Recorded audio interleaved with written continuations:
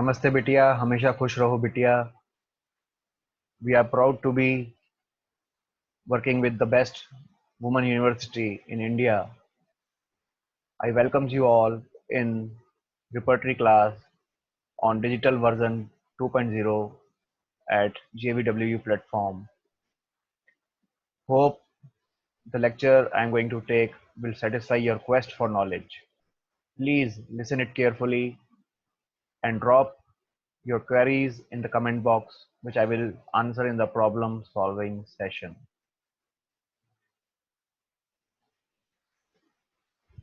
Today, the topic we are going to discuss is about the art of case taking. To, to have the art of case taking, to have a good grasp on taking a case, one should understand that what is case. What is case taking? What is Hahnemann's view on case taking? What is Kant's view on case taking? What is Elizabeth Wright's view on case taking? What are our objectives of case taking? What is the method of case taking?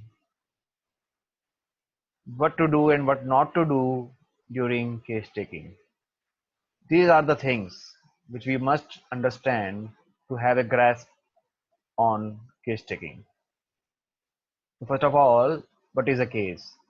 See, a case is an event or a change in whole person from his original health to his present sickness in the form of symptoms, by which we form the portrait of disease. It is a totality of alteration in the which comprises of all the expression of mental as well as the physical symptoms. So this is case. Now, what is case taking? We know the case taking, it's a unique art. A unique art which comprises of observation, collection of information from the patient as well as the bystanders.